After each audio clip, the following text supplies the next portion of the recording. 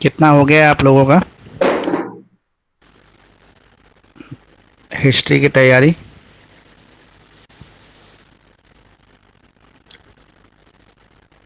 पढ़ना शुरू नहीं किया अभी किसी ने भी?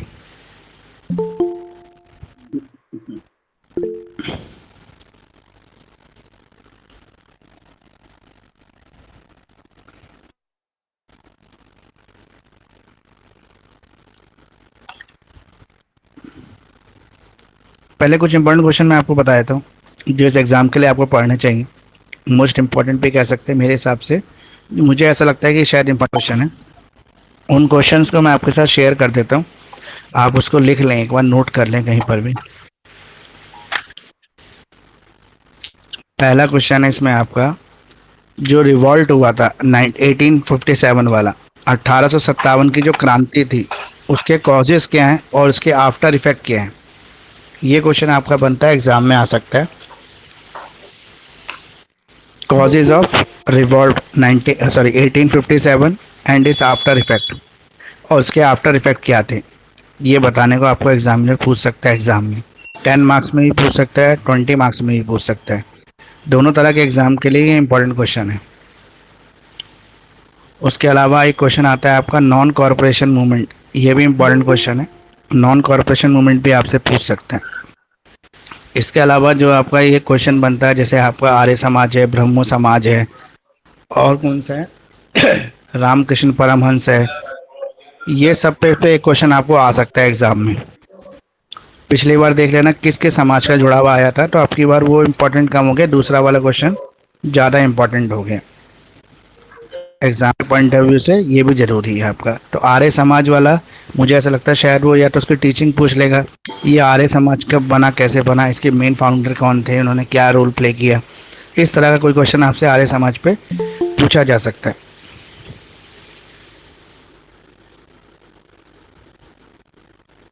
इसके अलावा आपका जो क्वेश्चन है और जो बनता है, जितने भी हमारे जो फ्रीडम लीडर है ना, फ्रीडम फाइटर्स जो लीडर है हमारे, जैसे महात्मा गांधी है, सुभाष चंद्र बोस है, नेहरू जी हैं, लाला लाजपत राय है, बंकिम चंद्र चटर्जी, बहुत सारे ऐसे जो हैं, गोपाल कृष्ण गोखले, इनके किसी एक के ऊपर आपको क्वेश्चन पूछ सकता है एग्जाम में। किसी भी करेक्टर के ऊपर पूछ सकता है जो फ्रीडम ऑफ फाइट से जुड़े हुए हैं। तो इनमें से कोई भी दो तीन करेक्टर आप ठीक से पढ़ लेना। भीमराव अंबेडकर के बारे में भी पूछ सकता है, वो भी फ्रीडम फाइटर मूवमेंट से ही जुड़े हुए हैं, आज़ादी की लड़ाई से जुड़े करेक्टर है। अब जैसे मैंने पिछले पेपर में आपको बताया था कि तीन तरह के होते हैं, कास्टिज्म, सोशलिज्म और रियलिज्म। तो रियलिज्म आ गया था अभी आपका पॉलिटिकल पेपर में, लेकिन इस वाले पेपर में जो एग्ज़ाम में, इनमें से भी कोई एक आएगा ही आएगा। कास्टिज्म, सोशलिज्म और कम्युनलिज्म में से नहीं, कास्टिज्म, रियलिज्म और आपका कम्युनलिज्म, इन तीनों में से कोई एक टॉपिक आएगा। क्षेत्रवाद, सांप्रदायवाद और जातिवाद, इन तीनों वादों में से कोई एक आएगा। पिछली बार देख लेना क्या आया था। अगर पिछली बार रियलिज्म आया होगा तो इस बार आपके दोनों ज़्यादा इंपॉर्टेंट हो गए, कम्युनलिज्म और कास्टिज्म, यानी कि जातिवाद और सांप्रदायवाद ज़्यादा इंपॉर्टेंट हो गए। अगर पिछली बार आपका संप्रदायवाद आया था तो इस बार रियलिज्म और जातिवाद जो है ज़्यादा इंपॉर्टेंट हो जाएंगे। इन तीनों में से एक क्वेश्चन तो आ ही जाता है एग्जाम में।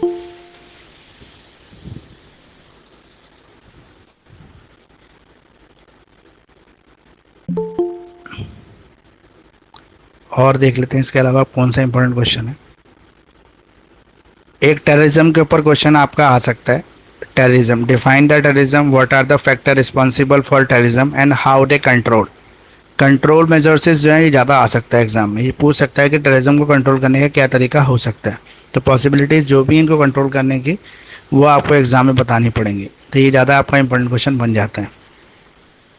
एक नॉन कॉरपोरेशन मूवमेंट, जो मैंने पहले भी थोड़ी देर बताया आपको, वो आ सकता है आपको एग्जाम में पूछ सकता है, नॉन कॉरपोरेशन मूवमेंट। या क्विट इंडिया मूवमेंट भी पूछ सकता है। ये दोनों मूवमेंट जो है ये माइलस्टोन मूवमेंट है आज़ादी की लड़ाई के अंदर।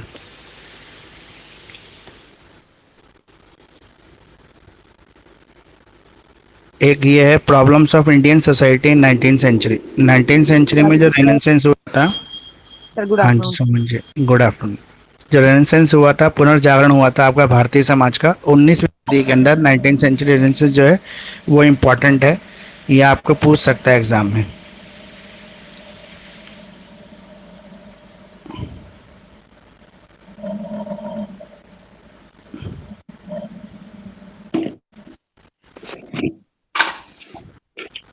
एक्सट्रीमिस्ट मूवमेंट जो था हमारा, उसके बारे में भी आपको पूछ सकता है एग्जाम में।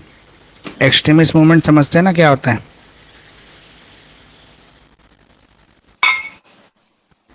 माइक अपना म्यूट कर लीजिए। एक्सट्रीमिस्ट मूवमेंट क्या होता है? दो तरह के लोग थे हमारी आज़ादी की लड़ाई में, एक नरम दल एक गरम दल। तो कौन से एक्सट्रीमिस्ट वो एक्सट्रीमिस्ट होते होते हैं हैं? सर, एक्सट्रीमिस्ट वो होते हैं जो ज्यादा लड़ाई वड़ाई वाले जो होते हैं, जो जो इसमें बिलीव बेसिकली करते हैं। Nationalist movement. हाँ। सर गरम दल। हाँ, गरम दल होते हैं जो इस चीज़ में बिलीव करते हैं कि कोई मुझे एक चाटा मारेगा तो मैं उसको दो मारूंगा, जो मुझे ईंट मारेगा तो मैं उसको पत्थर मारूंगा। मतलब ईंट का जवाब पत्थर से देने वाले लोग होते हैं ये। उसमें बिलीव नहीं करते हैं कि भाई हमें जो है शांति प्रिय ऐसे ऐसे काम, जैसे गांधी जी कहते थे नॉन वायलेंस के अंदर, अगर कोई एक गाल पे चाटा मारे तो दूसरा गाल आगे कर दो। तो इसका मतलब ये है कि हमें वायलेंस नहीं करना, चाहे हमारे पर कितना ही क्रुएलिटी हो जाए, कितना अत्याचार हो जाए, कुछ भी हो जाए, हमें कोई भी मतलब वो, हमें उसका जवाब नहीं देना, नॉन वायलेंस ही करना है। तो एक्सट्रीमिस्ट मूवमेंट के बारे में भी पूछ सकता है आपको एग्जाम में। किसी एक नेशनल कलेक्टर के बारे में तो मैंने ऑलरेडी आपको बता दिया। थियोसॉफिकल सोसाइटी क्या होता है? क्या चीज़? Theosophical society? यस। ये रामकृष्ण परमहंस से जुड़ा हुआ था। इसको शुरू करने वाले जो थे रामकृष्ण परमहंस मिशन के ट्रस्ट के लोग हैं, जिसमें स्वामी विवेकानंद का एक इम्पॉर्टेंट रोल रहा है। ये एक ट्रस्ट है, ये थियोसॉफिकल सोसाइटी एक ट्रस्ट है जो हेल्प करती है लोगों की। अब बाकी इसकी डिटेल आपको पढ़नी पड़ेगी किस तरह का हेल्प करती है।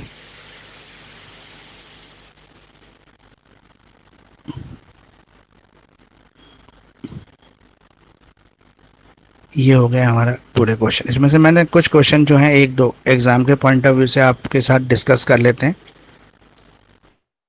जो मुझे लगता है ज़्यादा इंपॉर्टेंट क्वेश्चन है। एक जो आपका सेक्शन ए है उसके अंदर इंडियन नेशनल कांग्रेस से जुड़ा कोई क्वेश्चन आ सकता है, उसकी फाउंडेशन से जुड़ा आ सकता है, या वो कब पहली बार जो है इंडियन नेशनल कांग्रेस कब बनी थी, ऐसा कुछ क्वेश्चन आपका सेक्शन ए में आ सकता है इंटरनेशनल इंडियन नेशनल कांग्रेस से जुड़ा हुआ। और सेक्शन बी में भी आ सकता है इंडियन नेशनल कांग्रेस से जुड़ा हुआ क्वेश्चन। तो अगर हम बात करते हैं 1857 की क्रांति की, 1857 जो रिवॉल्ट हुआ था हमारा, उसके मेन कारण क्या थे? तो इसके मेन कारणों के बारे में बताया गया कि पॉलिटिकल कॉजेज़ थे, इकोनॉमिकल कॉजेज़ थे, सोशल रिलीजियस कॉजेज़ थे और मिलिट्री कॉजेज़ थे। ये चार कारण थे इसके, इस 57 के जो विद्रोह था इसके पीछे। अगर हम राजनीतिक कारणों की बात करें तो बहुत सारे राजनीतिक कारणों में जो मेन राजनीतिक कारण वो ये है कि एक doctrine of the left policy लेके आए थे कि जिस भी राजा का अपना कोई वंशज नहीं होगा, कोई वारिस नहीं होगा, तो उस राज्य को ब्रिटिश एम्पायर जो है अपने में मिला लेगी। मतलब यहाँ पे दत्तक पुत्र जो होता है, गोद लिया हुआ जो पुत्र है, अडॉप्टेड सन जो है, उसको ये अडॉप्ट नहीं कर, मतलब इसको ये मान नहीं रहे हैं कि वो राजा का वारिस बन सकता है। कहते हैं राजा के घर से अगर कोई बच्चा होगा तो ही वो वारिस बन सकता है, अडॉप्टेड सन को हम सत्ता नहीं देंगे, वो ब्रिटिश गवर्नमेंट अपने में मिला लेगी। इस वजह से जो सतारा है, संबलपुर है, झांसी है, नागपुर है, जयपुर है और भगत है, यहाँ पे ज़्यादा प्रॉब्लम थी क्योंकि इन राजाओं की अपनी संतानें नहीं थी। तो ये सारे जो है ब्रिटिशर्स में जाने वाले थे। तो यहाँ पे झांसी की रानी जो थी लक्ष्मीबाई, उसने इसके खिलाफ सबसे पहले रिवॉल्ट किया और ब्रिटिशर्स को बोला कि मैं अपनी झांसी नहीं दूंगी, यानी कि हम अपना देश आपको नहीं सौंपेंगे। तो ये एक पॉलिटिकल कारण हो गया। इकोनॉमिकल कॉज की अगर हम बात करें तो अंग्रेज जो लोग क्या करते थे कि यहाँ से रॉ मटेरियल ले जाते थे और फिनिश प्रोडक्ट बना के इंडिया में ला के बेचते थे। उसकी वजह से जो हमारे किसान थे, हमारे वीवर्स थे, लेबर क्लास लोग थे, इनको हर चीज़ कॉस्टली खरीदनी पड़ती है, जिससे इनका नुकसान हो रहा था। एग्रीकल्चर प्रोडक्ट जितने हमारे यहाँ पे बनते थे रॉ मटेरियल, वो सस्ता ले लेते थे इंडियंस यहाँ से। जो ब्रिटिशर्स थे वो इंडियन से सस्ते में ले लेते थे और ब्रिटेन से फिनिश प्रोडक्ट तैयार करके इंडिया लाते थे, और इंडिया लाने के बाद वो उसको महंगे दामों पर बेचते थे। मतलब 1 रुपये का रॉ मटेरियल 2 रुपये की उसमें लागत लगी बनवाई की और 5 रुपये में उसको बेचा जाता है, यानी 50% प्रॉफिट वो कमा रहे थे। उनको इससे कोई मतलब नहीं था कि जो इंडियन सोसाइटी है उसके ऊपर इसका क्या इफेक्ट पड़ेगा, कितना परेशानी हो रही है यहाँ पे, लोग गरीबी के अंदर और घटते ही चले जा रहे हैं। लेकिन ब्रिटिशर्स को इस चीज़ से कोई मतलब नहीं था। अब है सोशल और रिलीजियस कॉसेज। अब ये सोशल रिलीजियस कॉजेज किसी को पता है तो एक बार बता दो क्या होता है सोशल रिलीजियस कॉजेज? क्या कह रहे हैं? सोशल रिलीजियस कॉजेज क्या होते हैं बताइए। सोशल मतलब होता है सामाजिक कारण। हाँ बोलिए। जब उन्होंने एनफील्ड राइफल वगैरह इंट्रोड्यूस करा दी थी, जो जीप वगैरह से तो रैपिंग होती थी। हाँ, तो उसमें जो था एनिमल फैट यूज़ करते थे। तो एनिमल फैट दो एनिमल्स का था, एक तो काऊ का और एक पिग का। तो इंडियन जो हिंदू थे उनके लिए और मुस्लिम जो थे दोनों के लिए जो था ये नाकाबिले मतलब स्वीकार था। वो इसको एक्सेप्ट नहीं कर पा रहे थे क्योंकि दोनों के धर्म के अकॉर्डिंग जो इनको मतलब इस एनिमल फैट को तो मुंह से इसको काटना पड़ता था कारतूस को राइफल में लोड करने से पहले। तो ये इनकी सबसे बड़ी शिकायत थी जिसकी वजह से ये। और दूसरा क्या था कि जो ब्रिटिशर्स थे ना वो और भी कुछ कर रहे थे, और कुछ ये कर रहे थे कि जो इंग्लिश मैन थे उनको प्रमोट कर रहे थे सोसाइटी के अंदर, और जो हमारे इंडियंस थे वो पीछे रह जाते थे। जैसे गवर्नमेंट सर्विसेज में जो हमारे इंडियंस घुसे हुए थे उनकी प्रमोशन का एक लेवल था, वो सिर्फ क्लर्क की पोस्ट तक ही जा सकते थे, उससे ऊपर हायर पोस्ट तक उनकी प्रमोशन नहीं होती थी। लेकिन जो इंग्लिश मैन थे वो पहले हायर पोस्ट पे आते थे और हायर पोस्ट पे से वो रिटायर होते थे, तो उनकी सैलरी भी बढ़िया थी और इंडियंस की सैलरी भी उसके कंपैरिजन में काफ़ी कम थी। तो ये बहुत सारी चीज़ें ऐसी थी जो सोशल और रिलीजियस कॉजेज़ के कारण बनी। अब है मिलिट्री कॉजेज़। मिलिट्री कॉजेज़ में ये था कि जो आर्मी के अंदर जो भर्ती होती थी वो इंडियन सोल्जर्स की होती थी सैनिकों के रूप में, जो लड़ाई में वार फील्ड में इनको सबसे ज़्यादा आगे रखा जाता था, इनको मरवा देते थे। और जो ब्रिटिश ऑफिसर्स होते थे वो लीड करने का काम करते थे, तो ज़्यादा नुकसान जो होता था इंडियन सोल्जर्स का होता था। और इसके बावजूद भी इनको फैसिलिटीज़ जो है आर्मी के अंदर कम से कम मिलती है, जबकि इंग्लिश ऑफिसर्स को जो फैसिलिटीज़ ज़्यादा थी, जैसे रहने के लिए बढ़िया घर मिलता था इंग्लिश ऑफिसर्स को, इनको नहीं मिलता था। उनको सैलरी ज़्यादा मिलती थी, इनको सैलरी कम मिलती थी। दूसरा क्या था कि इनकी एक लेवल तक ही रैंक की प्रमोशन हो पाती थी, और इंग्लिश अफसरों की प्रमोशन जो थी वो कहीं किसी भी लेवल तक हो सकती थी। तो इस वजह से डिस्क्रिमिनेशन जो चल रहा था वो एक बहुत बड़ा रीज़न है जो मिलिट्री कॉजेज़ कहलाया इसका। अब ये जो कॉन्सिक्वेंसेस थे इसके इफेक्ट क्या पड़े 1857 विद्रोह के, तो एक सिपाही इम्यूनिटी भी कह सकते हैं इसको। सिपाहियों ने जो मेरठ से शुरू किया था संघर्ष, उसका हीरो कौन था मेरठ वाले का? मंगल पांडे। मंगल पांडे। मंगल पांडे ने शुरू किया था। तो मंगल पांडे था कौन वैसे? सर एक डाकू। सिपाही था, डाकू थोड़ा था बेटा, एक सिपाही ब्रिटिश, था। हाँ ब्रिटिश आर्मी का एक सैनिक था जो मेरठ के बैरक में अपॉइंटेड था। यहाँ पर जब नए कारतूस आए तो सब लोगों ने इसका विरोध किया, लेकिन खुलकर पहली बार मंगल पांडे ने अपने ऑफिसर्स को गोली मार दी थी। जो उसका हायर रैंक का ऑफिसर था जो उसको ये ऑर्डर दे रहा था कि ये बुलेट आपको लोड करनी ही पड़ेगी, और कुछ उसने बैड वर्ड्स उसके साथ यूज़ किए तो उसने रिवर्स गोली मार के अपने ऑफिसर को मार दिया। तो वहीं से ये कॉन्फ्लिक्ट शुरू हो गया था। तो ये क्रांति रेबेलियन जो था ये वहीं से आया था 1857 का। इसके अंदर बहादुर शाह जफर को इन लोगों ने अपना राजा घोषित कर दिया, चाहे वो झांसी राम, मतलब अलग अलग देश में हो रहा था। मेरठ में हो रहा था, बिहार में हो रहा था, झांसी में हो रहा था, मध्य प्रदेश के अंदर भी हो रहा था। टीपू सुल्तान ने भी वहाँ से बोल दिया था, मतलब बहुत सारी जगह से एक साथ अटैक हो रहा था ब्रिटिशर्स के ऊपर। तो एक ऐसा समय आ गया था 1857 में कि अगर इंडियन मैप पे हम ये देखें तो ब्रिटिशर्स ने बहुत सारी जगह जो है खाली करके इंडियंस को सौंप दी थी। मतलब इंडियन ने वापस अपनी सत्ता हासिल कर ली थी, ऑलमोस्ट कर ली थी, लेकिन इनके पास कोई वेल ट्रेंड लोग नहीं थे, आर्मी की पावर कम थी, टैंक तोपे बंदूकें एम्यूनेशन ये सब कम था। इस वजह से दोबारा से ब्रिटिशर्स के ऊपर हावी हो गए और उन्होंने वापस सत्ता इनसे छीन ली कुछ साल के अंदर ही। तो इन लोगों ने बहादुर शाह जफर जो था उनको अपना राजा घोषित कर दिया, और लाल किले के प्राचीर से इन्होंने अपना नया राष्ट्र बनाने की घोषणा कर दी थी। मेन जो बिहार था वो ऑलमोस्ट पूरा इंडियन के कब्जे में आ गया था, और ये जो बेल्ट है मेरठ से लेकर दिल्ली वाली यहाँ तक पूरा जो है इन्होंने ब्रिटिश को ख़त्म कर दिया था। तो ये वजह से इन्होंने बहादुर शाह जफर को भी ब्रिटिश ने क्या किया, दूसरी कंट्री भेज दिया था। अब वो कंट्री का मुझे याद नहीं है नाम, उनको वहाँ भेज दिया था अरेस्ट कर कर, क्योंकि वो एक रेबेलियन के हीरो की तरह मतलब राजा की तरह नेतृत्व कर रहे थे इन चीज़ों का। End of the east Indian company rule, उस समय इंडियन ईस्ट इंडिया कंपनी का रूल ख़त्म हो गया था 1 साल के लिए।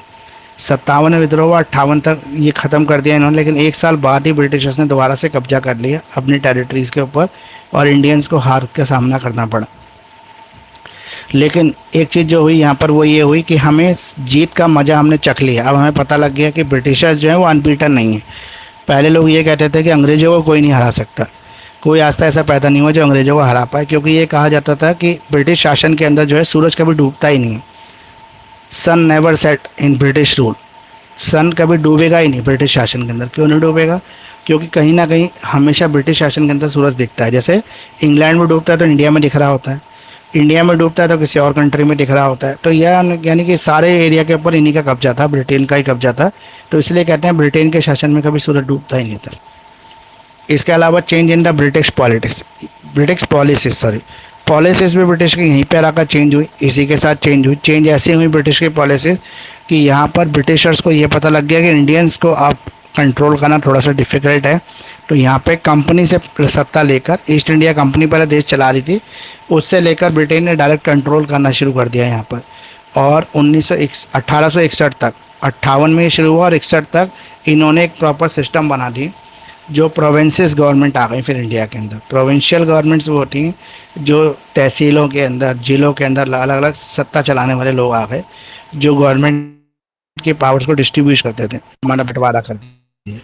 Impact on Indian society, Indian के लोगों के ऊपर भी इसका काफ़ी अच्छा इम्पैक्ट पड़ा और उनको ये पता लग गया कि हम कुछ कर सकते हैं। तो आज़ादी के दीवाने मतवाले या फिर जो कहते हैं फ्रीडम फाइटर्स जो थे, उनका जन्म होना शुरू हुआ। उन लोगों ने इकट्ठा होकर आज़ादी की बात को कहना शुरू किया, मांग को मनवाने के लिए एक्टिव पार्टिसिपेशन शुरू कर दिया। उससे पहले कोई आज़ादी की बात करता ही नहीं था इंडिया के अंदर। इसी मूवमेंट के बाद से आज़ादी की बात शुरू हुई, इसीलिए इसको फर्स्ट वॉर ऑफ इंडिपेंडेंस भी कहते हैं।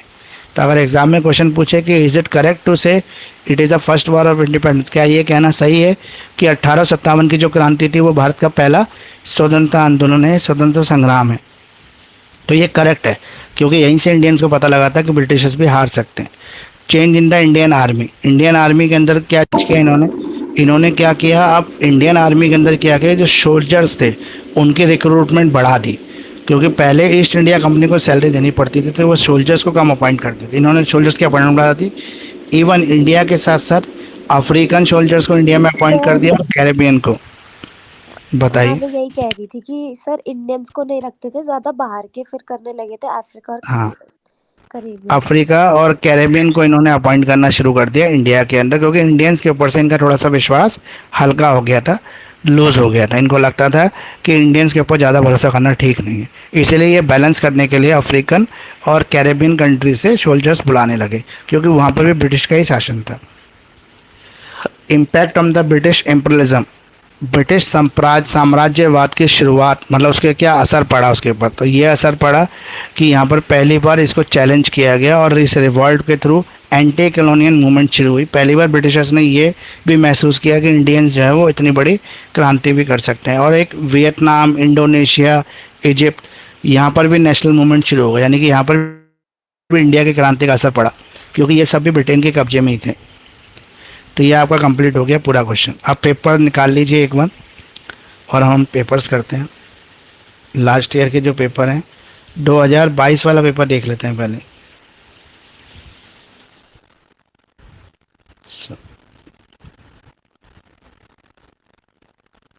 कोई क्वेश्चन वैसे आप लोगों को पूछना हो तो आप पूछ लीजिए पहले,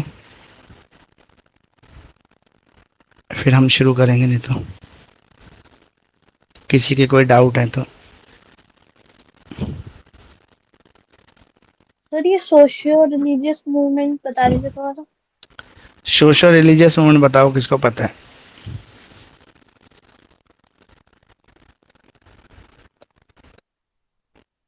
देखो, रिलीजियस मूवमेंट में जो आता है वो आता है आपका, जो हमारी सामाजिक और ये धार्मिक जो रेनेसांस हुआ, यानी पुनर्जागरण हुआ देश के अंदर। अब बहुत सारी चीज़ें जो थी, इंडियंस जो थी समझने लग गए थे लॉजिक्स को। उनको पता लग रहा था कि किस चीज़, जैसे सती प्रथा हमारे देश का एक बैड इल इफेक्ट था, वो ख़त्म हो गया। वुमेन्स एम्पावरमेंट शुरू हो गया, चाइल्ड लेबर के अगेंस्ट काम करना शुरू हुआ। तो ये मूवमेंट्स थे जो हर चीज़ को बदल रहे थे। तो इसे कहते हैं रिफॉर्म्स होना, सोशल और आपका दूसरा रिलीजियस रिफॉर्म्स, ये इंडिया के अंदर आ गए 19th सेंचुरी के अंदर। ये जो था पुनर्जागरण की स्थिति थी, जब देश दोबारा से गठित हो रहा था।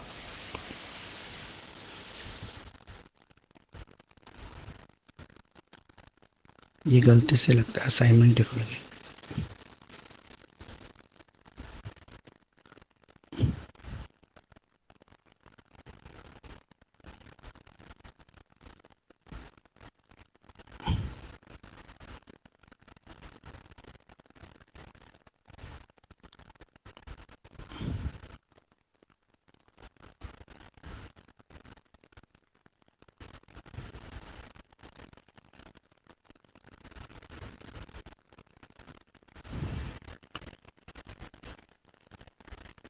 कुछ पूछना है आपको? बताइए।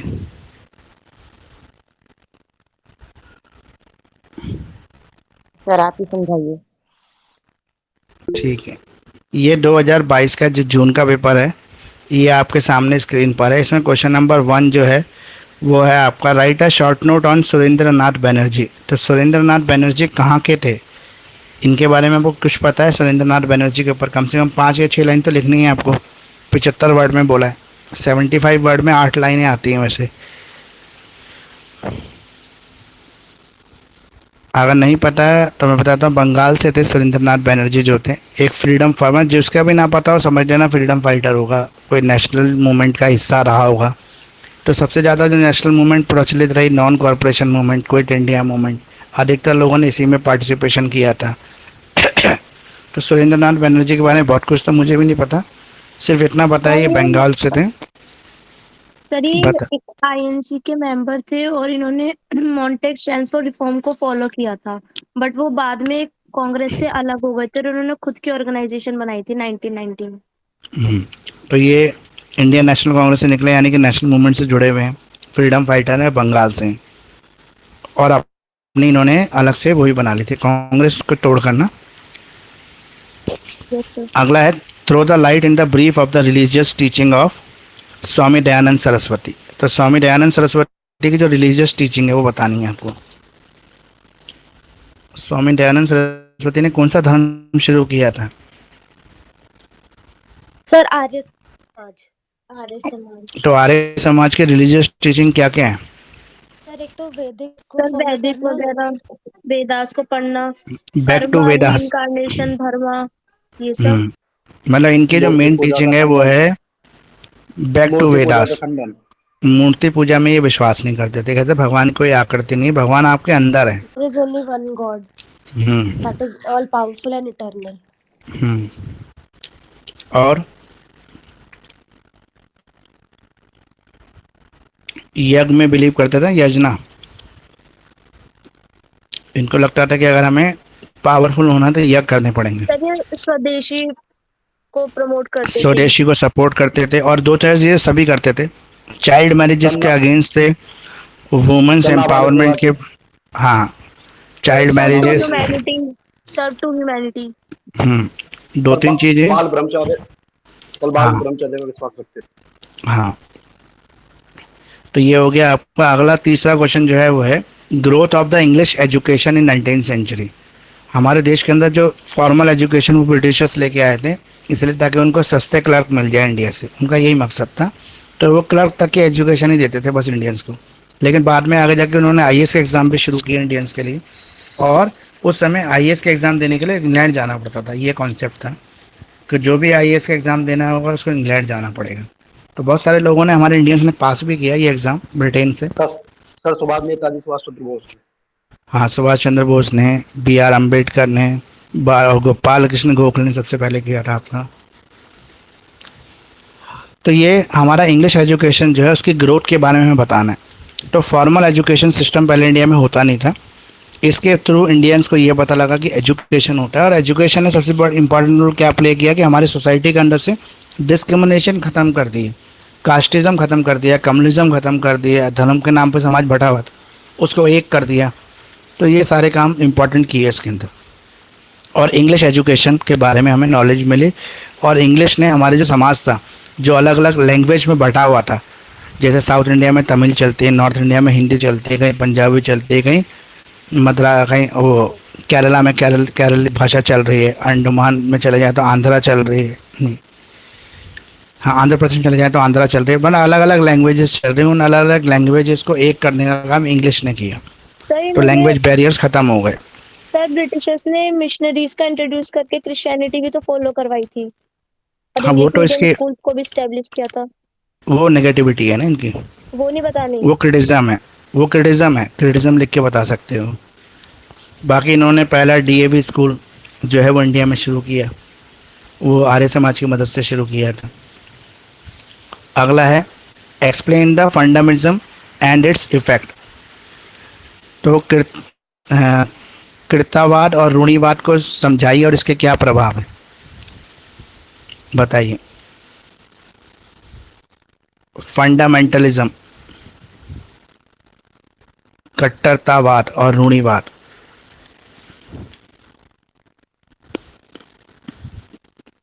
रूढ़िवाद का मतलब ये होता है कि जो हमारी परंपराएं लाखों सालों से चली आ रही हैं, हम उन्हीं को मानेंगे, हम उनको परिवर्तन करने के और विकास की तरफ देखेंगे नहीं बिल्कुल भी।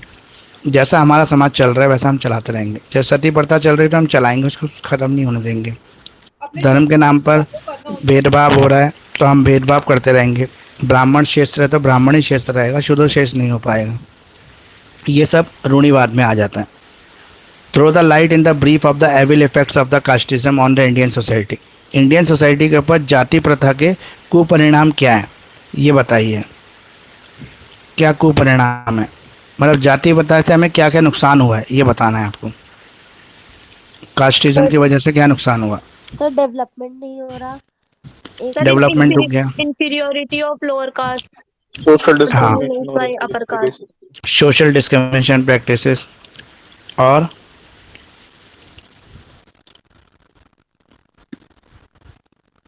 और भी कुछ हुआ कि इतना ही? नहीं करवाते इस वजह से। लैक ऑफ अपॉर्चुनिटीज, हाँ ये भी हो सकता है। इसके अलावा इकोनॉमिकल, सोशल, कम्युनिटीज। बाकी आप ऐसे हेडिंग करके लिखना कि इसके सोशल, इकोनॉमिकल और पॉलिटिकल इफेक्ट क्या क्या हैं। उससे आपका आंसर थोड़ा सा अच्छा हो जाएगा और बड़ा हो जाएगा। कास्टिज्म के सोशल, पॉलिटिकल और इकोनॉमिकल इफेक्ट। अगला है आपका question number 6। What lead to the foundation of Indian National Congress. Indian National Congress की स्थापना 1885 में हुई थी, तो उसके पीछे रीज़न क्या क्या क्या कारण थे?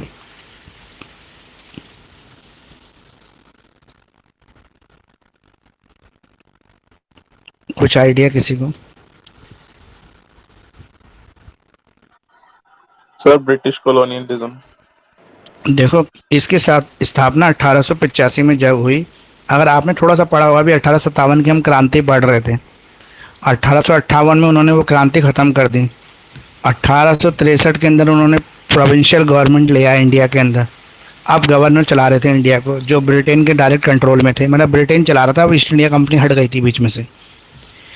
यहाँ पे इंडियंस को अब ये समझ में आने लगा, जब इंग्लिश एजुकेशन भी इंडिया में आ गई तो उनको समझ में आने लगा कि ब्रिटिशर्स हमारे साथ क्या कर रहे हैं, तो किस तरीके से हमें एक तरह से है कमर्शियल पर्पस के लिए यूज़ कर रहे हैं। उनके लिए हम कुछ भी नहीं हैं, उनके लिए हमारी कोई वैल्यू नहीं, सिर्फ यही वैल्यू कि इंडिया जो है मनी मेकिंग कंट्री है, उनके लिए पैसा जनरेट करने वाली फार्म है।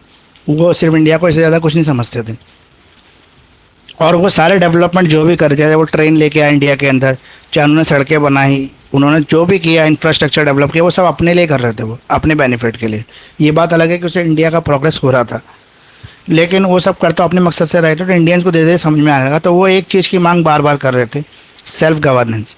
हमें अपना गवर्नेंस, अपना शासन चाहिए, अपनी सरकार चाहिए, हमें पार्टिसिपेशन इन गवर्नमेंट चाहिए। तो जितने पढ़े लिखे लोग थे ये, वो हमेशा यही मांग कर रहे थे। जिन्होंने अभी कांग्रेस का नाम नहीं लिया, लेकिन गुट बना लिया था, इन्होंने अपना दल बना लिया था, लेकिन उसका कोई नाम नहीं था। तो ब्रिटेन में बैठ के जो राजा था उसको ये लग रहा था कि इंडियंस अब किसी एक पॉजिटिविटी की तरफ बढ़ रहे हैं और थोड़े टाइम में ये अपना कोई ना कोई पार्टी बनाएंगे, इसलिए हम खुद इनको एक पार्टी दे देते हैं, मतलब इनको रास्ता भटकाने के लॉलीपॉप दे देते हैं। बच्चा बहुत रोता है तो हम खिलौना हाथ में पकड़ा देते हैं, जिससे खेलता रहे, वो 2-4 घंटे बिजी हो जाता है। वही सोच के इन्होंने क्या किया कि एनी बेसेंट को भेजा इंडिया, इंग्लैंड से, जो एक रिटायर आर्मी ऑफिसर की वाइफ थी, उसको भेज के बोला कि आप जो है एक कांग्रेस बनाए, वहाँ पे जाके एक पार्टी बनाए, नेशनल पार्टी इंडियंस की। और कांग्रेस जो था, वहाँ ब्रिटेन के अंदर जो संसद होती है उसका नाम होता है कांग्रेस, उसे कांग्रेस कहते हैं। तो ये कांग्रेस वहाँ से नाम मिला गया। तो एनी बेसेंट इंडिया आई, बड़े बड़े यहाँ पे जो पॉलिटिकल लीडर थे उनसे मिली, मुझे एग्जैक्ट अभी वो वर्ड नाम याद नहीं आ रहा, जिसे first economics of the India भी कहते हैं, पहला अर्थशास्त्री कहते हैं इंडिया का। वो उस समय उस दल के प्रेसिडेंट थे, जिसका कोई नाम नहीं था। उनसे मिली काफ़ी चीज़ों पर। वो एक सोशल वर्कर का काम करती थी, मतलब वो डायरेक्ट ब्रिटिशर्स की एम्प्लॉय नहीं थी, ब्रिटेन की एम्प्लॉय नहीं थी, वो सोशल वर्कर भी थी, जिसने अफ्रीका के अंदर, कैरेबियन कंट्री के अंदर काफ़ी अच्छा काम किया था। उसको सोशल कॉजेज़ के काम करने में इंटरेस्ट था।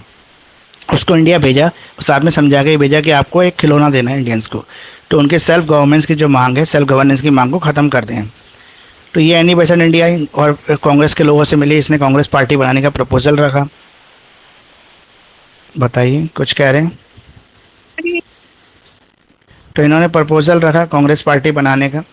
और ये प्रपोजल जो है 1885 में सक्सेस हो गया और यहाँ पर एक इंडियन नेशनल कांग्रेस के नाम से पार्टी बनी जिसमें हिंदू मुस्लिम सिख सभी धर्मों के लोग जो है शामिल हुए और ये फाउंडेशन ऑफ स्टोन बन लग गया। और पहला जो हेड ऑफिस था वो बंगाल के अंदर बना था इसका, कलकत्ता के अंदर, क्योंकि उस समय सबसे पावरफुल स्टेट जो थी, राज्य जो था, बंगाली था, क्योंकि सबसे ज़्यादा इनकम भी ब्रिटिशर्स को वहीं से होती थी। उन्होंने अपनी ईस्ट इंडिया कंपनी की शुरुआत भी बंगाल से ही की थी, तो उनको बंगाल से स्पेशल प्रेम भी रहा काफ़ी टाइम तक। बाद में वो दिल्ली से सत्ता चलाने लगे थे, लेकिन बहुत टाइम तक उन्होंने बंगाल से चलाया है सब कुछ। सुप्रीम कोर्ट भी सबसे पहली जो है उन्होंने बंगाल में ही बनाई थी। बाद में उन्होंने दिल्ली के अंदर ये जो आप सुप्रीम कोर्ट ऑफ इंडिया है, ये उन्होंने नया भवन बना के वहाँ से ट्रांसफ़र कर दी थी कलकत्ता से। ब्रिटिशर्स नहीं करती थी, बाद में इंडिया ने भी इसको अपना सुप्रीम कोर्ट मान लिया।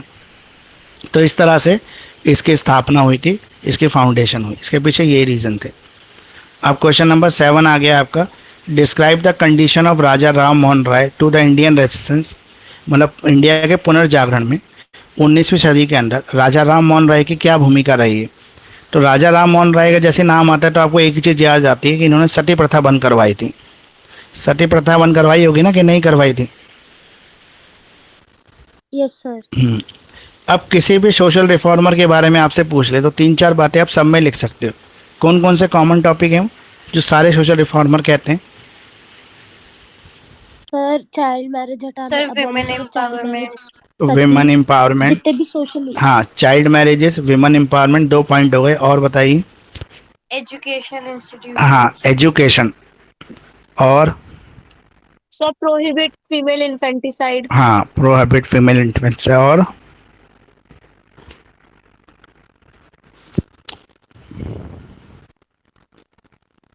यूनाइटिंग द नेशन, कास्टिज्म को ख़त्म करना, ठीक है, वुमेन्स एम्पावरमेंट और वुमेन एजुकेशन, ये हो गया आपका जो आपने बताया अभी। एक एजुकेशन फॉर ऑल, ये इनका मुद्दा रहता था। दूसरा आपका चाइल्ड लेबर, चाइल्ड मैरिजेस, और कौन से मुद्दे आते हैं इसके अंदर? और आते हैं जो धर्म के नाम पर जो डिस्क्रिमिनेशन होता है, discrimination on the basis of the religion, उसके अगेंस्ट सब नहीं बोला है। सब ने बोला है कि गॉड जो है वो एक है। सारे रिफॉर्मर इस चीज़ को बोलते हैं, भगवान एक है, उसके बीच में कोई मतलब वो नहीं करना चाहिए, हमें डिस्क्रिमिनेशन नहीं करना चाहिए। और कास्टिज्म वाला जो है, 4 प्रथा जो बटी हुई है, ब्राह्मण समाज, क्षेत्र है, इसके अगेंस्ट सब नहीं बोला है। तो ये कुछ बातें ऐसी हैं जो आप किसी भी आंसर के अंदर लिख सकते हैं। अगर बात आती है राजा राम मोहन राय की, तो ये इंडियन नेशनल कांग्रेस के मेंबर थे। दूसरा, इन्होंने सबसे बड़ा काम किया था कि इन्होंने सती प्रथा जो थी उसके खिलाफ आवाज़ उठाई थी।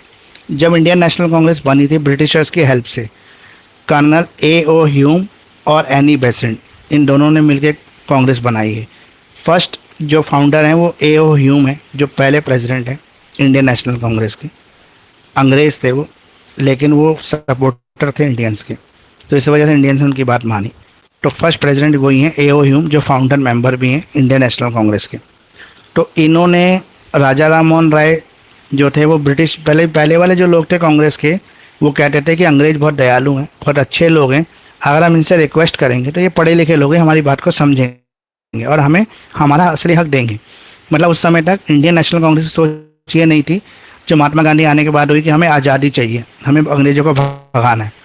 उस समय हम सिर्फ इतना मांग रहे थे कि ब्रिटिशर्स हमें पार्टिसिपेशन का मौका दें, हमारा देश है, हमारा सब कुछ है, तो हमें सत्ता चलाने का मौका दें, मतलब हमारा पार्टिसिपेशन होना चाहिए। ये नहीं कहते थे कि हमें दे दे सब कुछ, क्योंकि हमें डर लगता था कहीं ऐसा ना हो हम देश ही ना चला पाए, हम और ज़्यादा, मतलब अभी जो यूनाइट हो गया ब्रिटिशर्स की वजह से, फिर वो डिवाइड हो जाए, क्योंकि पहले हमारा इंडिया डिवाइड ही था, राजाओं में बटा हुआ था, कोई एक कंट्रोलिंग पावर नहीं था, कोई टेरिटोरियल सोवेरेनिटी नहीं थी इंडिया के अंदर। तो इस चीज़ों को लिए हम लोग डरते थे और हम लोग हमेशा ब्रिटिशर से एक ही मांग करते थे कि हमें पॉलिटिकल पार्टिसिपेशन चाहिए, सेल्फ गवर्नेंस चाहिए। इसी चीज़ की मांग हमेशा रहती थी हमारी। तो राजा राम मोहन राय भी उससे इफेक्टेड था। तो राजा राम मोहन राय जो थे वो ब्रिटिशर्स को अप्रोच करते थे कि ये जो सती प्रथा वाला सिस्टम है ये ख़त्म होना चाहिए, और उनकी बात को मानते हुए इन्होंने इसके ऊपर रोक भी लगाई और इसके लिए ऐसा जगह लॉ पास करके मतलब इसके ऊपर रोक लगा दी थी। तो ये सती प्रथा वाला इंसिडेंट पूरा डिटेल करके लिख देना अगर राजा राम मोहन राय के बारे में पूछता है तो। पिछली बार रिलिज्म आया है, तो इस बार आपका कम्युनिज्म और ये कम्युनिज्म रह गया और कौन सा था, कास्टिज्म, ये दोनों इंपॉर्टेंट हो गए। तो ये दोनों में से कोई एक क्वेश्चन आपको आएगा एग्जाम में, इसलिए आप दोनों टॉपिक कर लेना। तो 6, 7, 8 हो गए आपके। अगर ये सेक्शन बी के 3 क्वेश्चन हुए आपकी बार भी, तो आप कौन से क्वेश्चन अटेम्प्ट करेंगे इसमें से?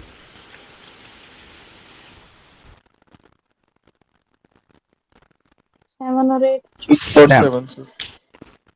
7 और 8 भी कर सकते हैं, क्योंकि किसी के बारे में कुछ भी ना पता हो तो सोशल रिफॉर्मर के बारे में लिखना थोड़ा सा आसान होता है। तो राजा राम मोहन राय के बारे में लिखना आसान होगा, लेकिन अगर आपको फाउंडेशन पता है इंडियन नेशनल कांग्रेस की तो फिर आपको यही लिखना चाहिए 6 क्वेश्चन। और 8 क्वेश्चन तो आपको अटेम्प्ट करना ही है, वो चॉइस में जाएगा नहीं, क्योंकि क्षेत्रवाद तो आपको पता होगा, सबको पता, 3 चीज़ें सब पढ़ के जाते हैं एग्जाम में। अब है question number 10, what were the causes of the revolt of 1857। तो 1857 की क्रांति के क्या कॉजेज थे? क्या इसको फर्स्ट वार ऑफ इंडिपेंडेंस कहना करेक्ट है? तो अभी हमने इसको ऑलरेडी डिस्कस कर लिया, इसलिए दोबारा डिस्कस नहीं करेंगे। पिछली बार क्विट इंडिया मूवमेंट आया, तो इस बार नॉन कॉर्पोरेशन ऑफ मूवमेंट आ सकता है, तो नॉन कॉर्पोरेशन मूवमेंट कर लेना, वो ज़्यादा इंपॉर्टेंट हो गया। वैसे क्विट इंडिया मूवमेंट क्या होता है? भारत छोड़ो आंदोलन क्या है? भारत सर, ये इंडियन नेशनलिस्ट मूवमेंट है जो महात्मा गांधी ने स्टार्ट किया था। ये बेसिकली ब्रिटिशर्स को बिल्कुल वाइप आउट करने के लिए था कि अब हमें अपना खुद का एक मतलब कंट्री चाहिए। सर कौन से क्वेश्चन पे हो आप? Question number 11, quit India movement. Sir इसको अगस्त मूवमेंट भी बोलते हैं, और इसमें ये हाँ। था कि इंग्लैंड और जापान में जो क्राइसिस चल रहे थे, तो वो जो जापान था वो इंडिया पे भी वार करना चाहता था, क्योंकि उस समय ब्रिटिश के कॉलोनी में थे। मतलब डर लगता था इंडियंस को, वो वार क्रिप्स करना नहीं फेलियर चाहता मिशन में था। आता है, क्रिप्स फेलियर मिशन भी इसी में आता है। हाँ, तो बहुत सारे रीज़न ऐसे हो गए थे कि इंडियंस को ये लग रहा था कि इस समय ब्रिटिश गवर्नमेंट बहुत ज़्यादा प्रेशर में है, क्योंकि सेकेंड वर्ल्ड वॉर चल रहा था, और दूसरा क्या था, जर्मनी और जापान जो थे काफ़ी प्रेशर बना रहे थे। किसके ऊपर प्रेशर बनाते थे? ब्रिटेन के ऊपर। तो इंडियंस को ऐसा लग रहा था कि ये मौका अच्छा है, तो महात्मा गांधी ने उस समय एक आंदोलन शुरू कर दिया, क्विट इंडिया मूवमेंट, जिसकी वजह से इन्होंने बोला कि अब हमें कंप्लीट स्वराज चाहिए, उससे कम कुछ भी नहीं चाहिए, अब हमें आज़ादी चाहिए। अब जब तक हम आज़ाद नहीं हो जाएंगे तब तक हम छोड़ेंगे नहीं, मतलब अब हम आज़ादी लेके ही मानेंगे। इन्होंने पूरा प्लान तैयार कर लिया कि हमारा जो भी लीडर जेल जाएगा तो उसकी जगह कौन इसको चलाएगा, इस मूवमेंट को आगे कौन कौन चलाएगा, पूरी लिस्ट बना दी। महात्मा गांधी के बाद जवाहरलाल नेहरू के बाद ये, उसके बाद ये, उसके बाद ये, ऐसे करके पूरे लीडर्स की लिस्ट तैयार थी। तो इनको ये पता भी था कि ऐसा होना ही है, और ऐसा हुआ भी। अगस्त मूवमेंट इसको इसलिए कहते हैं क्योंकि अगस्त के महीने में इन्होंने ये मूवमेंट अनाउंस किया था, और जिस स्टेज से इन्होंने अनाउंस किया उसी स्टेज से बड़े बड़े लीडर जो थे कांग्रेस के, सारे अरेस्ट कर लिए ब्रिटिशर्स ने। पंडित जवाहरलाल नेहरू और आपके महात्मा गांधी और सुभाष चंद्र बोस तो नहीं थे उस समय, और कौन था उस समय बड़ा लीडर इस समय स्टेज पर? सरोजिनी नायडू, और भी बहुत सारे लीडर जो बड़े बड़े थे जो स्टेज पर थे, सारे अरेस्ट कर लिए। लेकिन ये मूवमेंट इतनी प्लानिंग से किया गया था कि वो मूवमेंट बंद नहीं हुआ, और इन्होंने पूरी की पूरी पहले प्लानिंग बता दी थी कैसे होगा। तो एक वो भी कहते हैं, एक फ्रीडम फाइटर लेडीज़ थी जो रेडियो चलाती थी, वो रेडियो के थ्रू सपोर्ट करती थी इस मूवमेंट को, अलग अलग जगह चलाती ताकि ब्रिटिश की लोकेशन ट्रेस ना कर पाए। तो वो सारा जो रिकॉर्डेड था, महात्मा गांधी की स्पीचेस पहले रिकॉर्ड कर ली गई थी सारी, और महात्मा गांधी के जेल जाने के बाद भी जब तक मूवमेंट चलता रहा उनके भाषण आते रहे, जबकि महात्मा गांधी को ब्रिटिशर ये सोचते थे कि महात्मा गांधी के भाषण आ कैसे रहे, जबकि ये तो जेल में बंद है और पूरी इनके ऊपर नज़र रखी जा रही है। लेकिन वो रिकॉर्डेड पहले ही कर लिए थे, मैं सारी प्लानिंग पहले तैयार थी, तो इसलिए ये मूवमेंट फेल नहीं हुआ। क्योंकि इससे पहले वाला जो मूवमेंट था, असहयोग आंदोलन, नॉन कॉरपोरेशन मूवमेंट, वो गांधी जी ने खुद अपनी वजह से वापस ले लिया था। उसके पीछे रीज़न ये बताया था कि चोरी चोरा वाला जो इंसिडेंट हो गया जिसमें पुलिस स्टेशन को जला दिया था लोगों ने, तो उनको वो घटना अच्छी नहीं लगी, इसलिए उन्होंने उस मूवमेंट को विड्रॉ कर लिया कि मुझे अहिंसा पसंद नहीं है और इसमें अहिंसा हो गई। लेकिन इस बार गांधी जी ने कहा कि चाहे हिंसा हो जाए चाहे कुछ भी हो जाए, मैं अहिंसा परमो धर्म मानता हूँ, लेकिन हिंसा हो जाए तो भी मूवमेंट वापस नहीं लूँगा। अंग्रेज़ों ने बहुत प्रेशर बनाया, जेल में रखा इनको, जब तक देश आज़ाद नहीं तो जेल में ही रहे महात्मा गांधी, लेकिन फिर भी उन्होंने इतने प्रेशर के अंदर भी इस मूवमेंट को वापस नहीं लिया और ये मूवमेंट सक्सेस हो गई, लौटा। अब है टेररिज्म। टेररिज्म क्या होता है? इंडियंस को सबसे ज़्यादा पता है क्योंकि हम लोग सबसे ज़्यादा इफेक्टेड हैं टेररिज्म से।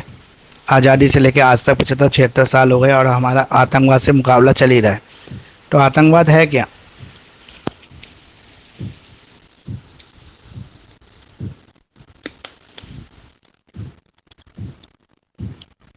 आतंकवाद भी नहीं बता पा रहे, बताओ। सर जो दूसरे देश से लड़ाइयाँ होती है। लड़ाई आतंकवाद थोड़ा होता है। दहशत फैलाना दहशत फैलाना तो होता है, लेकिन इस एग्जैक्ट चीज बताओ ना, आतंकवाद है क्या? सर जैसे जम्मू कश्मीर में एक संघ है आतंकवादियों का KLR का, देखो आतंकवाद की सीधी सी डेफिनेशन ये है destroy, कि यहाँ पर डायरेक्टली कोई लड़ाई नहीं लड़ रहा, पाकिस्तान इंडिया लड़ाई नहीं लड़ रहे डायरेक्टली, लेकिन इंडिया के ऊपर आरोप लगता है कि उसका जो रॉ है वो पाकिस्तान में बम ब्लास्ट कर देता है। पाकिस्तान के ऊपर इंडिया आरोप लगाता है कि उसका जो आईएसआई है वो आतंकवादियों की ट्रेनिंग करवाकर इंडिया भेजता है। आतंकवादी वो व्यक्ति हैं जो समाज के कानून को नहीं मानते, जो हमेशा मानवता के विरुद्ध चलते हैं, और उनका मतलब होता है किलिंग करना, मास किलिंग करना, बहुत सारे लेवल पे लोगों को मार देना, वो टेररिज्म है। तो टेररिज्म के बहुत सारे फैक्टर हैं जो इसके लिए रिस्पॉन्सिबल हैं। कौन कौन से फैक्टर रिस्पॉन्सिबल हैं? सबसे पहले रिलीजियस फैक्टर आते हैं इसके अंदर। धर्म के नाम पर आतंकवाद होता है, क्षेत्र के नाम पर आतंकवाद होता है, जाति के नाम पर आतंकवाद होता है, बोली के नाम पर आतंकवाद होता है। ये सारी चीज़ें आतंकवाद के जन्म में फैक्टर्स हैं जो इसके रिस्पॉन्सिबल फैक्टर हैं। इनको अगर आपने कंट्रोल कर लिया है, पॉलिटिकल फैक्टर भी आते हैं आतंकवाद के अंदर, इनको आपने अगर कंट्रोल कर लिया तो आप टेररिज्म को कंट्रोल कर सकते हैं। अब अगला जो 13 क्वेश्चन आया है, डॉक्टर भीमराव अम्बेडकर, लाला लाजपत राय, सुभाष चंद्र बोस और चौधरी चरण सिंह, इनमें से किसी दो के ऊपर आपको लिखना है। तो किसके ऊपर लिखेंगे? आप किन दो करेक्टर को आप चूज करेंगे? सर भीमराव अम्बेडकर और सर सुभाष वन और राव थ्री, अम्बेडकर, चौधरी चरण सिंह। सर 1 और 3। 1 और 3 ठीक है, क्योंकि इनके बारे में ज़्यादा नॉलेज है हमें। 1 और 3 हमारे लिए अच्छा है। वैसे और जो भी आपको आता हो आप कर सकते हो। तो सेक्शन, अब ये जो आया हमारा सेक्शन, क्या कह रहे हैं? कोई बोल रहे हो? ठीक से बोलो ताकि समझ में आए। तो हम बात कर रहे थे सेक्शन सी की। तो सी में हमारे पास 10, 11, 12, 13 टोटल कितने क्वेश्चन रहे? 4 क्वेश्चन रहे। इसमें से हमें 3 क्वेश्चन अटैम्प्ट करने हैं। तो इस बार चॉइस थोड़ी सी कम ही लग रही है। 9 भी तो होगा। हाँ 9, 10, 11, 12 9 है ये। Problems of Indian society in 19th century, पुनर्जागरण 19वीं सदी का। तो इसमें से हमें कौन से क्वेश्चन अटैम्प्ट करने चाहिए एग्जाम में? 3 क्वेश्चन अटैम्प्ट करने हैं। सर 10 और 13 और 12। 10, 11, 12। 10, 11, 12 10, 11, 12 भी ठीक है question. 1857 revolt, quit India movement और टेररिज्म। जिसके पास आपके पास सबसे ज़्यादा मटेरियल हो ना लिखने के लिए, आप वही क्वेश्चन एग्जाम में अटैम्प्ट किया करें। जिसके पास आपको लग रहा है शॉर्टेज ऑफ कंटेंट है, आपके पास खुद के पास सोच लिमिटेड है, तो उसमें पंगा ना लें लिखने का आंसर। जिसके पास आपको लगता है हाँ इसमें लिखने के लिए मेरे पास 8 से 10 पॉइंट हैं, उसी क्वेश्चन को अटैम्प्ट करें। अगर 2 क्वेश्चन ऐसे हो जाएं जिसमें दोनों में आपको बस 3-3, 4-4 पॉइंट ही बस आपको आते हैं, तो आप कौन सा क्वेश्चन अटैम्प्ट करेंगे? फिर आप ये देखेंगे कि किस कंटेंट को आप एलोबरेट ज़्यादा कर सकते हो। मतलब एक पॉइंट को 10-12 लाइन आप बना सकते हो फिर एलोबरेट करते हो, मतलब बात का बतंगड़ बनाना कहते हैं ना इसको। कुछ भी नहीं है लेकिन फिर भी बहुत कुछ बना के लिख दिए, फिर आप वो क्वेश्चन अटैम्प्ट करना। जैसे आपका क्विट इंडिया मूवमेंट है, इसमें आप बहुत कुछ आप लिख दोगे बना बुनू के, ठीक है। लेकिन अगर आपको लाला लाजपत राय के बारे में ज़्यादा कुछ लिखने को बोला जाए तो आप कंफ्यूज हो जाओगे, क्योंकि आपको पता होना चाहिए पहले कि इन्होंने क्या किया, तभी आप लिख पाओगे। तो इस क्वेश्चन में अगर चॉइस हो लाला लाजपत राय लिखना है या क्विट इंडिया मूवमेंट लिखना है, तो आप क्विट इंडिया मूवमेंट को अडॉप्ट करना, क्योंकि वो लिखने में ज़्यादा अच्छा रहेगा। क्योंकि वहाँ पे बहुत सारी चीज़ें आप क्रिएट कर सकते हो, बना सकते हो, एलोबरेट कर सकते हो, एक्सप्लेन डिटेल में कर सकते हैं। तो ये 2022 का पेपर हो गया आपका। 2022 का पेपर आया था इसके अंदर, और 2019 का आया होगा। बीच में तो पेपर हमारे हुए नहीं थे। कोई और है पेपर जो आपको लगता हमें करना चाहिए सर एग्जाम के पॉइंट ऑफ व्यू से? 18 बोले भी है, 17 और 16। 18 एक बार करा दीजिए। 18 तो पुराने कोर्स का पेपर है, फिर 18 रहने दें। ओल्ड कोर्स है, उसके अंदर हिस्ट्री भी अलग थी, और ये न्यू कोर्स के 2 ही पेपर हैं, सिर्फ 19 है और आपका दूसरा वो है 22। 20 और 21 में पेपर आपके हुए नहीं थे। सर एक चीज पूछ रही थी। बोलिए। सर मैंने पेपर में उसमें लाइन छोड़ छोड़ के लिखता हूँ, तो कोई दिक्कत तो नहीं है उससे? वैसे ज़्यादा लाइन छोड़ना ठीक नहीं है, क्योंकि एग्जामिनर को ऐसा लगता है कि आप ऐसा काम शीट भरने के लिए कर रहे हैं। सर मैं तो सारा पेपर ही लाइन छोड़ छोड़ के करता हूँ। नहीं सर, मैं भी लाइन छोड़ के लिखता हूँ, बट नहीं, हर लाइन छोड़ने का मतलब 2 तरह के होते हैं। एक पैराग्राफ के बाद एक लाइन छोड़ना, एक आंसर के बाद लाइन छोड़ना, या एक होता है कि एक लाइन छोड़कर एक लाइन, एक लाइन छोड़कर एक लाइन। सर एक लाइन छोड़ एक कर लाइन एक छोड़ लाइन के लिखता हूँ। एक ये गलत है, ऐसा मत करना, बैड इंप्रेशन जाएगा एग्जाम में। ऐसा करना। ऐसा नहीं करना, आगे के लिए मत करना, क्योंकि ऐसा बैड इंप्रेशन जाता है। एग्जामिनर को लगता है कि आप शीट भरने के लिए ये कॉन्सेप्ट फॉलो कर रहे हैं, क्योंकि ऐसा करने से आपके हार्डली एक शीट कम ज़्यादा खर्च हो जाएगी, मतलब ज़्यादा भर जाएगी, या 1.5 शीट 2 शीट ज़्यादा भर जाएंगे। लेकिन इंप्रेशन अलग पड़ता है ना एग्जामिनर के ऊपर। सर अगर लाइन छोड़ छोड़ के ना लिखे ना तो सर हफ्ते 15-16 पेज कर पाओ। सर तो 15, इमेज से जाते हैं पाते 10 12 13। लेकिन इस तरह लिखने का ना कोई फायदा नहीं है। आपके मार्क्स जो होंगे ना फिर वो उसमें अटक जाते होंगे 45, 46, 50, 52 मैक्सिमम बस। सर ये कह बहुत रहे अच्छा लास्ट पे 250 पूरा पेपर अटेम्प्ट करने के बाद तो लास्ट में 250 ही आ पाते सर। मैं बताता रहा हूँ, जिनके बच्चों को ऐसे करके लिखते हैं उनके जो मार्क्स हैं वो अटक जाते हैं। मतलब ये समझ लो कि 45, 46 पे अटक जाते हैं। बहुत से बच्चों ने बहुत ज़्यादा अच्छा लिख दिया हो तो आपके 52 तक लास्ट आ सकते हैं। लेकिन यही पेपर अगर आप ठीक से करेंगे, ऐसे लाइन लाइन नहीं छोड़ेंगे, तो आपका कंटेंट जो है, अगर मान लो 20 पेज भी आपने भरे तो आपके 55, 56, 57 भी आ सकते हैं, कंटेंट अच्छा हुआ तो। सर मेरे को एक बात बताएं, पॉइंट्स में लिखना है या पैरा में लिखना है? क्योंकि मैं तो पैराग्राफ में, हाँ मैं पैरा में ही लिखती हूँ। हर पैराग्राफ की एक हेडिंग बना के उसको ब्लैक पेन से लिखें। सर ये हेडिंग मेरे को याद नहीं रहती, मैं कंटेंट लिख देती हूँ। कंटेंट लिखने से तो ठीक है, एग्जामिनर को पढ़ना पड़ेगा ना पूरा। अगर उस कंटेंट की एक हेडिंग बना के लिख दो, उसी कंटेंट में से कोई एक हेडिंग चुन लो, तो आपका जो एग्जामिनर जो ज़्यादा पढ़ेगा नहीं और आपको मार्क्स दे देगा। मतलब आपके मार्क्स इंप्रूव हो जाएंगे, कम से कम 4 से 5 मार्क्स इंप्रूव हो जाएंगे हर पेपर के अंदर। छोटे छोटे पैराग्राफ बना लो, एक हेडिंग मैंने तो लिखो लास्ट 3-4 टाइम किया लाइनों था। की। क्या चीज़? लास्ट टाइम अभी जो कल पेपर हुआ है पॉलिटिकल साइंस का, उसमें मैंने पॉइंट हर पॉइंट के बाद 2-2 लाइनें छोड़ दी। This correct? हर पॉइंट के बाद 2-2 लाइनें छोड़ना भी गलत है। एक क्वेश्चन के आंसर के अंदर बहुत से बच्चे करते हैं एक एक लाइन छोड़ के जैसे लिख रहे हैं। कुछ ऐसे होते हैं एक पैराग्राफ के बाद 2 लाइन छोड़ देते हैं। कुछ ऐसे होते हैं कि एक कंटेंट के बाद, लेकिन आपको ये सब गलत कॉन्सेप्ट है। लिखने का सही तरीका यही है कि आप हेडिंग डालिए, हेडिंग डालने के बाद आप 2-3 लाइन के पैराग्राफ बना के आंसर लिखिए। एक पैराग्राफ जब खत्म होता है नेक्स्ट लाइन से दूसरा पैराग्राफ शुरू कर लो।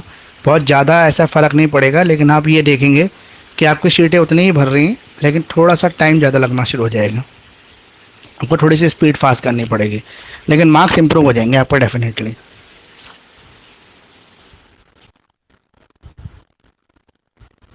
बाकी एक बात जो मैंने हर बार आपको कही है फिर से बोल देता हूँ कि OMR शीट जो आती है उसको ठीक से भरना, ध्यान से भरना है, गलतियाँ नहीं करनी, इसके अंदर काटापीटी नहीं करनी। एग्जामिनेशन सेंटर में हमेशा टाइम से एंटर करना है। पहले दोनों साइड मार्जिन कर ला के शीट को रख लें एग्ज़ाम के क्वेश्चन पेपर मिलने से पहले ही। और OMR शीट में हर बार जो गोले करते हैं ना, ब्लैक ब्लैक बनाते हैं, उसमें लाइनें बहुत बहुत बच्चों की बाहर निकल जाती है, दूसरे को टच करने लगती हैं। ऐसा ना करें, कंप्यूटर चेक करता है इनको। तो आपके डाटा में अगर कोई प्रॉब्लम होगी तो रिजल्ट होल्ड पे जाएगा, फिर बाद में आएगा आपका रिजल्ट। मतलब नुकसान है, आपका वेटिंग करना पड़ेगा आपको। इसलिए कोशिश करें कि कुछ भी गड़बड़बाजी ना करें इसको भरने में, जल्दबाजी ना करें, टाइम से एंटर करें। बहुत से बच्चे भारी गप्पे मारते रहते हैं, बिल्कुल लास्ट मोमेंट पे भागते हैं, एग्ज़ाम के अंदर एंटर करते हैं। वो सब ना करें, पहले से चले जाएं। एडमिट कार्ड लेके जाएं, साथ में अपना गवर्नमेंट ID प्रूफ लेके जाएं। कोई और डाउट है तो पूछ लीजिए, बाकी क्लास कंप्लीटेड है यहाँ पर आज की। सर इनके सैंपल पेपर कोई करना है सॉल्व, बाकी 2 पेपर करने हैं आपको लास्ट ईयर के, 19 और 22। बाकी सिलेबस पुराना है, उसके अंदर कंटेंट ज़्यादा भी हो सकता है। सर एक बार उन कुछ पेपर हाँ। 19 वाले सेक्शन में बता देते हैं। Yes sir. 19 वाला पेपर आप खुद ही एक बार पढ़ लो, कोई दिक्कत हो डाउट हो तो मुझे व्हाट्सएप पे बताना, मैं सेक्शन ए आपको बता फीडबैक बता। क्वेश्चन इज थोड़ा सा ये लग रहा सेक्शन ए में ही थोड़ा नहीं सा सर, बस प्रॉब्लम है। सेक्शन है। क्योंकि मेरा भी दूसरे क्लास का टाइम हो रहा है, इसलिए मैं देख लेता हूँ सेक्शन ए क्या है इसका। सेक्शन ए में पहला क्वेश्चन है एक्सट्रीमिस्ट मूवमेंट वाला। तो एक्सट्रीमिस्ट मूवमेंट तो मैंने अभी आपके साथ डिस्कस किया ही है, ठीक है। गरम दल जिसे कहते हैं हम, उग्रवादी। देखो, आतंकवादी और उग्रवादी दोनों अलग अलग बातें हैं। उग्रवाद का मतलब आतंकवाद नहीं होता है। अगर आप उग्रवाद को आतंकवाद समझेंगे तो गलत है। उग्रवादी अपने देश के खिलाफ नहीं होते, वो क्रांतिकारी लोग होते हैं, किसी चीज़ की मांग डिमांड कर रहे होते हैं इंटरनल सिस्टम से। और आतंकवादी को सिस्टम से नफरत होती है, वो सिस्टम को ही ख़त्म करना चाहते हैं, वो अपने लोगों को मारना चाहते हैं, मास किलिंग करना चाहते हैं। दूसरा क्वेश्चन है आपका evaluate the contribution of Gandhi ji to the struggle for the Indian independence. Bharat के स्वतंत्रता संग्राम में गांधी जी के योगदान का मूल्यांकन। गांधी जी ने तो अहिंसा का सिद्धांत दिया था, नॉन कॉर्पोरेशन, मतलब इन्होंने कहा था कि हमें नॉन वायलेंस करना है, तो नॉन वायलेंस की जो थ्योरी है गांधी जी की वो लिखनी है आपको यहाँ पर। और जो बड़े बड़े मूवमेंट है, non corporation, quit India movement, नमक क्रांति, दांडी यात्रा, ये सब जो है ना, ये सब बड़े बड़े जो मूवमेंट है, ये इसके बारे में भी आपको लिख देना है यहाँ पर। ए.ओ. ह्यूम का क्या कंट्रीब्यूशन है बर्थ के ऊपर कांग्रेस की, मैंने आपको अभी बताया था थोड़ी देर पहले बताया ना, कि ब्रिटिश आर्मी के सोल्जर, हाँ, और इन्होंने फाउंडर मेंबर, मतलब इन्होंने शुरू की थी और पहले प्रेसिडेंट है कांग्रेस की, first president of Indian Congress है। रानी लक्ष्मीबाई का कंट्रीब्यूशन मैंने आपको ऑलरेडी बता दिया है। उन्होंने कहा था कि डॉक्ट्रिन ऑफ लेफ्ट पॉलिसी जो है ब्रिटिशर्स की, उसको हम मानेंगे नहीं, हम अपनी झांसी किसी को नहीं देंगे, उसको लेंगे। और इन्होंने अंग्रेजों के खिलाफ जो है तलवार उठा ली थी। राजा राम मोहन राय का भी मैंने आपको ऑलरेडी बता दिया। गोपाल कृष्ण गोखले, ये थोड़ा सा अलग है। तो गोपाल कृष्ण गोखले के बारे में आप क्या जानते हैं? वैसे मुझे ज़्यादा इसके बारे में पता नहीं है, ये बंगाल से हैं वैसे गोपाल कृष्ण गोखले जो हैं, और ये आपके नरम दल के मेंबर हैं, मतलब गरम दल के नहीं। ये उदारवादी जो है उनसे हैं, उग्रवादी नहीं।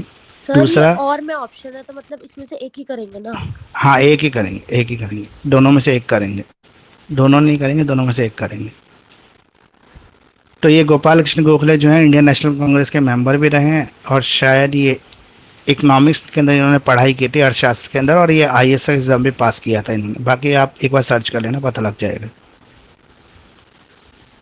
बाकी 2019 और 2022 दो ही पेपर हैं आपके पास।